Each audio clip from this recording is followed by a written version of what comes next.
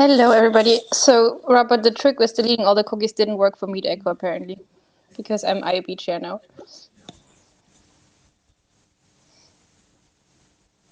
Okay. Just to let you know. Whatever.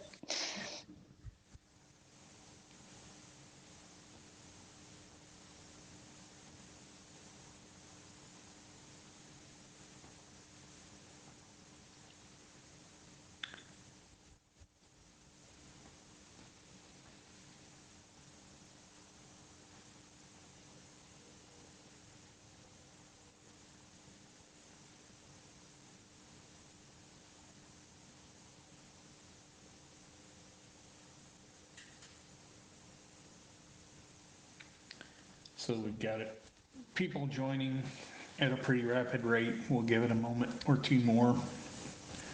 Let people finish joining.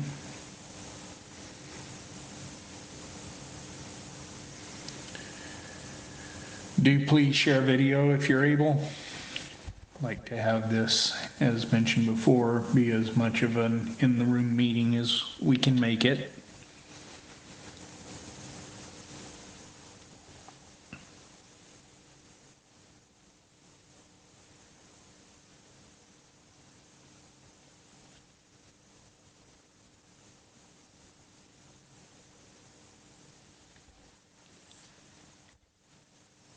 We're getting a really nice turnout today.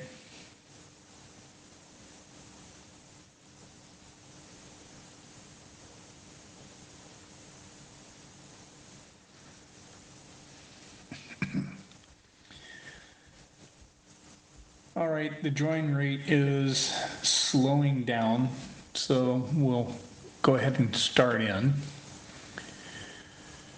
The first thing I'd like to bring up is how we're going to approach doing the meeting based on what we tried last time and the feedback that we got from Eric. I'm planning to go through the topics that are listed under hot topics for discussion in detail. The rest of it we will just point out section by section as we're going along and give people a few moments to scan in real time in case there was information added since the last time they read the notes, but not necessarily read through each of them.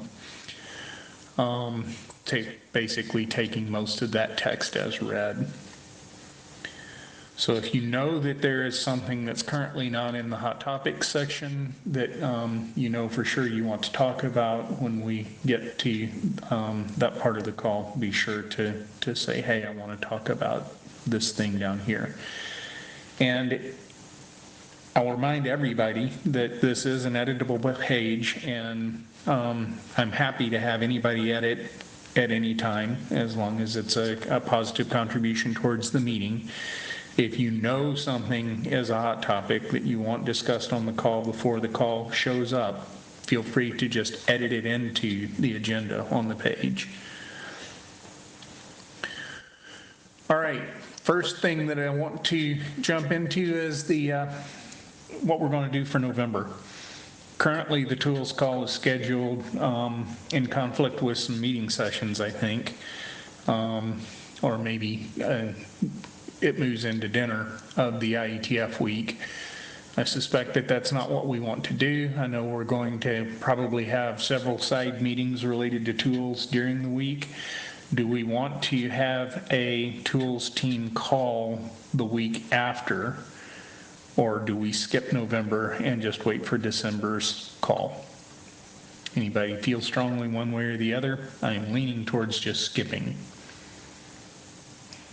Should we try to carve a 1 hour place on the Saturday of the code sprint just to talk about the tools and allow for remote access? Well, the whole code sprint is basically that, and the intent is to allow remote access for the whole thing if the Secretariat can pull it off with the new pod equipment. I was more thinking about reserving half an hour on the Saturday around the lunchtime just to talk about generic topic and not, very small one like we do. Let's go sprint. I don't object to that. For the remote So, people, it might be easier for them to, with weird time zones, it might be easier for them to pick to attend that piece. But yeah, I don't have a problem with. We're now doing Code Sprint in with the hackathon again. So it'd just be a we're question set of. up in a separate room at the moment, just because of the noise and the So ability to try to provide remote attendance. So I would be happy to pick up and change rooms for half an hour. That would be fine. If that's an important thing to do, I don't know. I agree with you, Robert. That probably uh, deferring by a week doesn't help people that want to break, and probably just go for December meeting. Yeah. Okay, and we'll take a look at putting an explicit half hour for a group discussion and making sure that we advertise for remote attendees that we'll be talking about stuff during the code sprint, and I'll work out what time during the code sprint makes the most sense to allow the most remote participants to attend.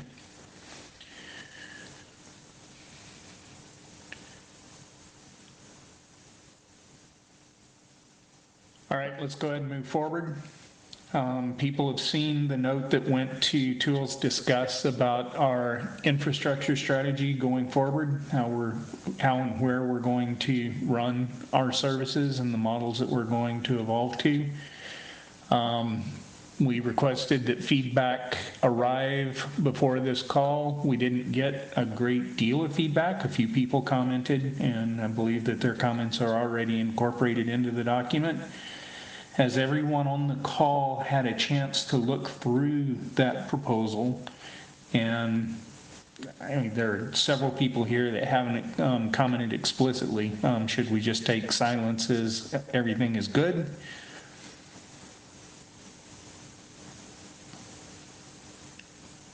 Does anybody here need more time to look at it?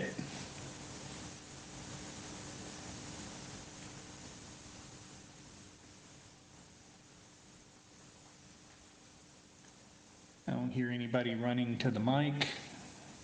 And I'm assuming that people have given some thought to what the document doesn't say that it should, perhaps. You know, we're waiting to dive into the details of how we would implement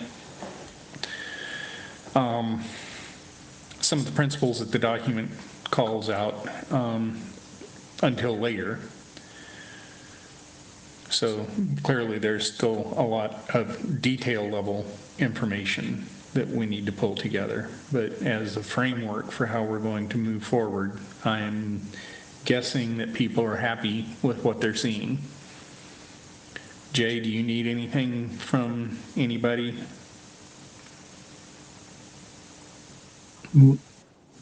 No, I'm quite good with all of the things that people have done so far. I just need to incorporate fully the comments. If people are otherwise happy, I'm ready to basically call this done and start to work on with you on one or more RFPs for delivery around this. Yep.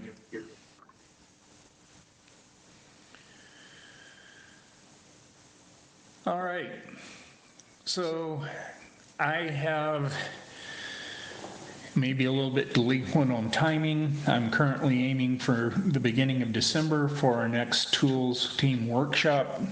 Based on the survey that we sent around, the one that we should focus on first is how we publish documents on the internet, particularly RFCs and internet drafts, but including all things like meeting materials and photos and all of these other things, right? So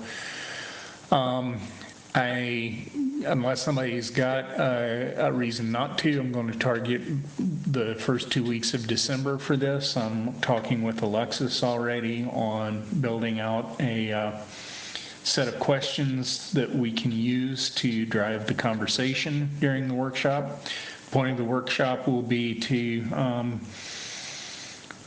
grow mind share and just get input into what we should do. We're expecting that the topics will encompass everything from the idea of a single place that has all of these documents with very short ULs to get to them, to the, do these things just give you document content, or do they give you a metadata page, or do they give you both? I note that some of these conversations are also on queue for possible RSWG work. So any conversation we have here that gets into the policies that the RSWG would be responsible for would just turn into input into the RSWG conversation. I will get a more detailed description of what we're planning for the workshop to the list either later this week or the first part of next week. Anybody have any questions about that or a desire to change the plan?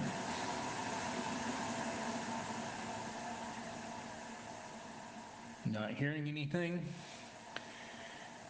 I just wanted to report on a couple of things that happened early part of last week. We had someone report that we had an open redirect point. It turns out that that open redirect point had been available for probably a decade.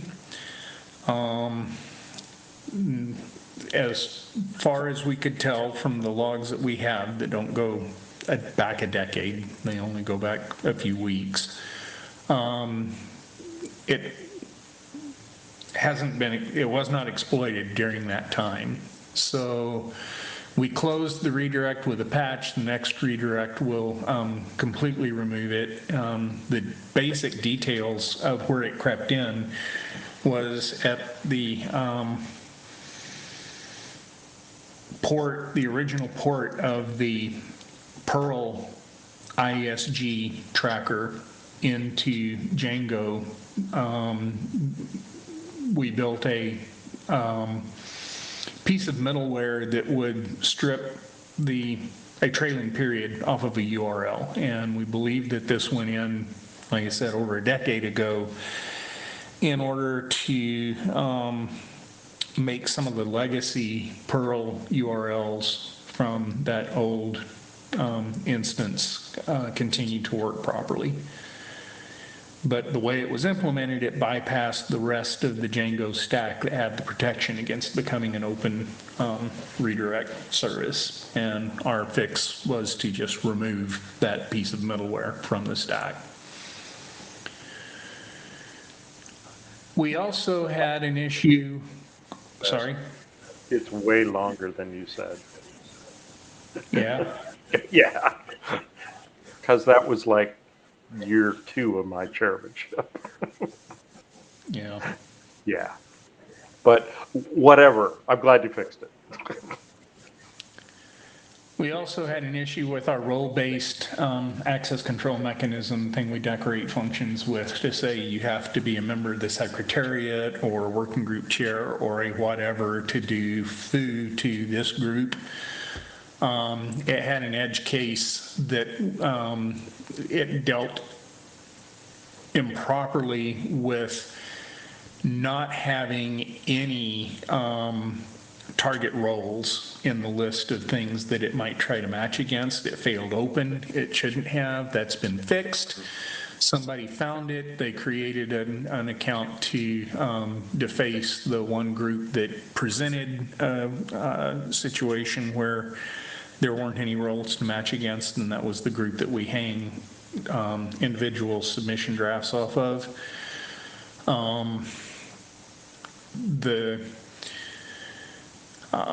hole's been fixed, the code's been fixed. There is still a question about how much cleanup we do of the history of that group now. There are some group events that I suggest that we delete because they contain just the text of the defacement. It's not particularly offensive text, but the who knows what it's a key for.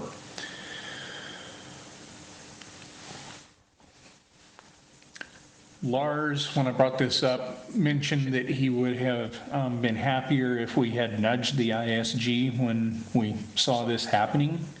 So I don't know if we've got anyone. Yeah, just skimming for, I guess, it's something that both our tools team and the secretariat can take note of when we're adjusting to something like this in the future. We can just drop Lars a note, or the chair at the time a note that it's going on. That'll be nice. And this time it really didn't matter so much because there wasn't an outage or anything, right? But if something gets discovered that would actually, affect data tracker availability or functionality, it'd be very nice if the ISG knew that, so that we could deal with the result. The fallout.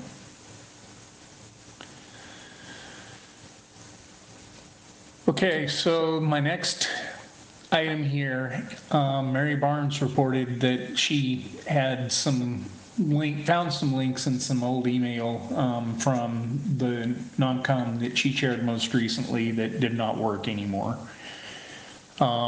Digging around and investigating, I found that the information that she was missing was served off Henrik's tool servers by handcrafted pages.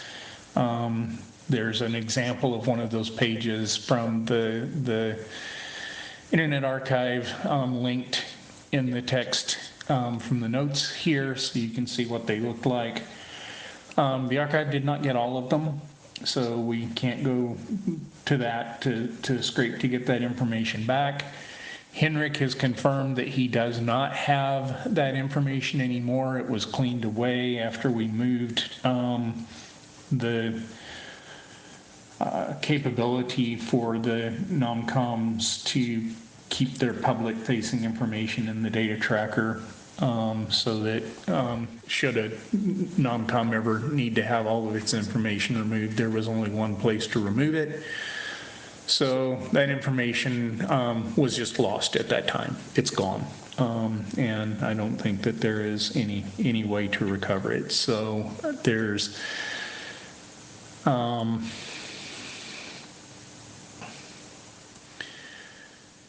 we could spend some effort going through what we could find in the Internet Archive for the few pages that it did capture and backfill those into some of these older non-coms, but I don't know if the return for the effort that goes in is high enough to actually go through the process.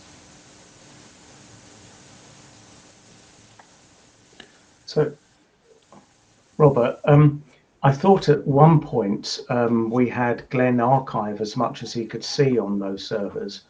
So, Glenn, were you able to get those particular pages?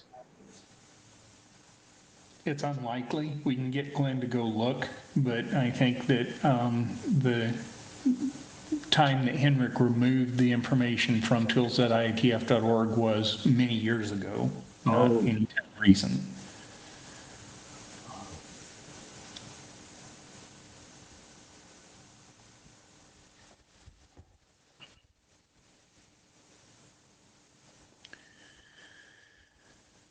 All right. Yeah, we'll continue to poke around and see what we can find, but I think that it's just a lost opportunity. I may have missed a question, Jay. Were you asking me about this old data? Yes, but Robert's explained now that it was deleted some years ago before you started taking backups of tools.ietf.org for us. Okay, so it was never on the IETF servers. It was only on Henrik's servers. Correct. Okay, sorry. But I'll follow up with Glenn and get him to verify. So. All right, the next thing I've got is a short conversation around authenticating with IMAP. We, in the process of attempting to add a feature that would allow us to map user identities at the IMAP server, so if somebody changed their data tracker account login to a different login string, the configuration that they had at the IMAP server could follow along. We restarted the service and discovered that it didn't start. And it didn't start because I had removed the Python 2.7 copy of the data tracker that we had running around that I had thought was only there to support mailman integration.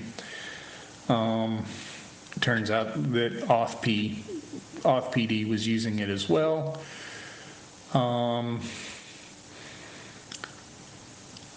It is reinstated for the moment. I'm in an email conversation with Alexi to where we're going to move authpd to the modern version of the data tracker on Python 3.9 and then build a different API so that the authpd code isn't using the data tracker models directly, but is rather using an API so that we can separate the life cycles of those pieces of code from each other.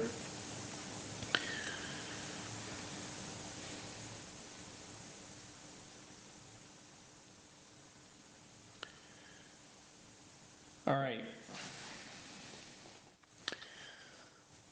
The rest of what I've got on the agenda, I am planning to mostly do a take as read, just at a very high level. We're working on using Cloudflare streaming service in addition to what we have for YouTube to reach a greater part of the world.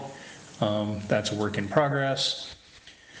The FTP service has finally been configured to not serve anything but the Tombstone file, and usage has dropped to 0.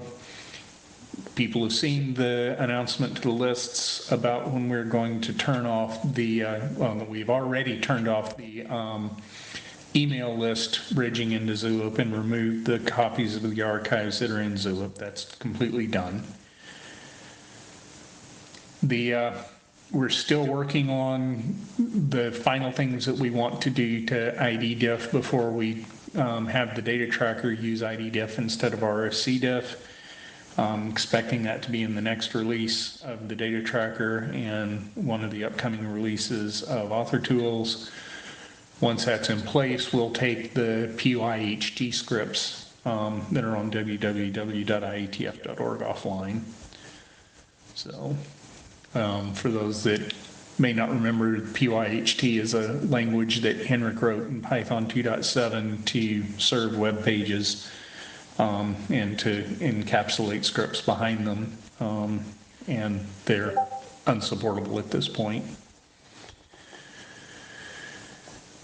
We had to patch post confirm. I should have moved this up into the actual talk about it part of the section. We had to patch post confirm because Google became more aggressive about enforcing their interpretation of what was in RFC 5388. Headers that use the multiple versions of having the header field name, to foo, to bar, to baz. Google now just rejects as spam. They will only accept to foo, comma, bar, comma, baz. And post confirm was doing it a different way. Easy to fix, but in the process of patching it, it reminded me that the install that we have in production right now was installed by hand, not through any packaging system, even though there is something sitting out on PyPy. What's sitting out on PyPy is not what we're running in production. What we have at GitHub is what is on production. We need to go through building out the infrastructure to make a release that we can install as a package, because I had to go in and install this patch into the system Python libraries basically by hand. It's also Python 2.7 specific because it's part of the Mailman chain right now. And when we go to Mailman 3, it's going to have to be rewritten in Python 3, either ported or rewritten. So, and there's still some question about how much of the DMARC rewriting functionality we want to keep after we make the Mailman 3 transition anyhow. So, big problems that are still in front of us. Hopefully people have had a chance to read the bit about non-com eligibility calculations. We've just done some improvements there. We're in the process of adding a little bit more. We've got some conversations happening on with Jay and Lars about how to count people that are registered in 2 different ways.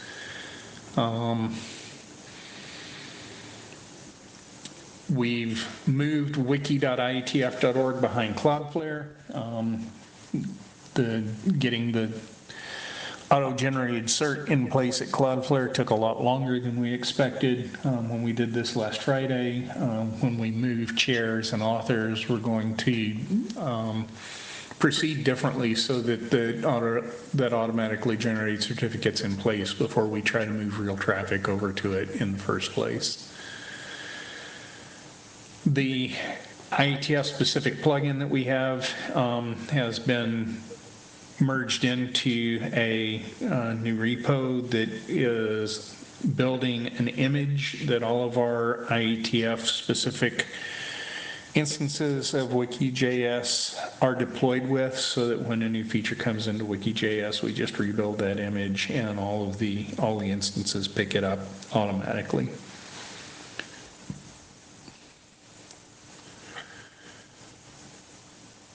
There's a lot of text here about the data tracker. I'm not going to call out anything specific. If anybody has any questions about anything they see there, go ahead and yell now. Going to say the same thing about BibXML, the author tools, the Wagtail website, and XML to RFC, and mail archive, and Yang catalog. So hopefully everybody's read through this before and would have had any questions ready, but I'll give it a couple of minutes for people to skim through if they haven't seen it before they got to the call. So I did XML stuff. You keep having this problem with the core name when it's actually deployed. I'm having a hard time hearing you, Russ. Try one more time. All right. The problem with the for name in BibXML, when is that going to get deployed? The fix? The problem with the which name? For name is what the field name. It's the first name. The parsing of. Okay.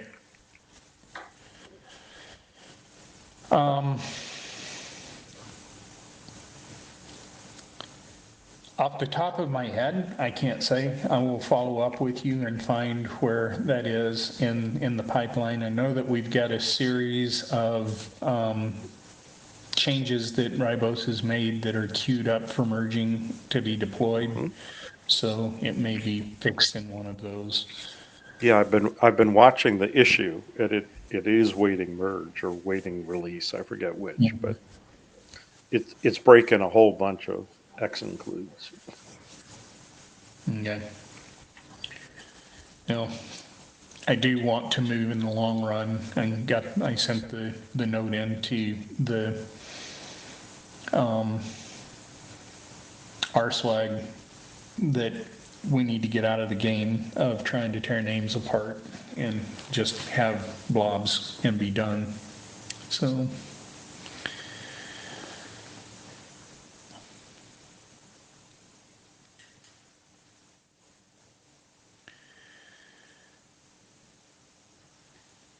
I mentioned earlier that we're working on getting this ability to map IMAP users in place. It's not working yet, but we expect that we'll have it working before we get to IETF 115. There is a conversation that's been started. It was triggered by noticing that our DNSSEC records for the IETF.org domain are using the crypto algorithms that are no longer recommended. We started a conversation about how we would change that to move what is currently recommended. It has expanded to include how we serve DNSSEC altogether. And right now we have a proposal that we're working with to move all of our DNS services to Cloudflare and then perform the algorithm configuration changes once we're at Cloudflare. I'm expecting we'll start taking steps on that, again, likely after IETF 115, be between 115 and 116.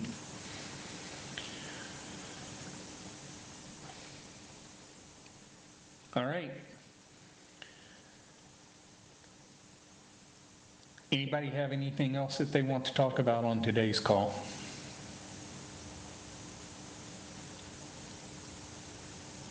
This is the last time that we're getting together as a group before we get to IETF 115. I look forward to seeing any of the rest of you that are going to be attending in person. If you can think of anything that we need to be working on as the tools team between now and the meeting that we haven't mentioned that we're working on, do please raise the issue so we can get resources aimed at it.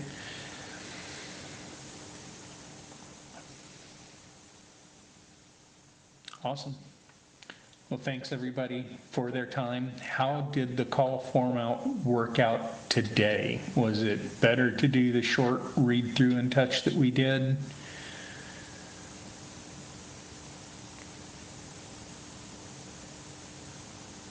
No wonder I prefer this way, right?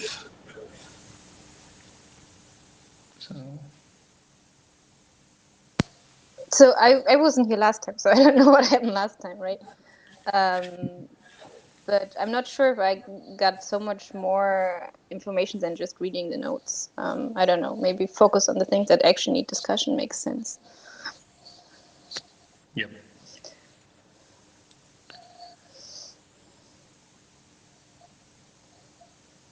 All right, well, thanks everybody again for your time and everything that you do to help make the IETF successful. And I hope to see many of you when we get to London. And thanks for the job done. We'll talk to you soon.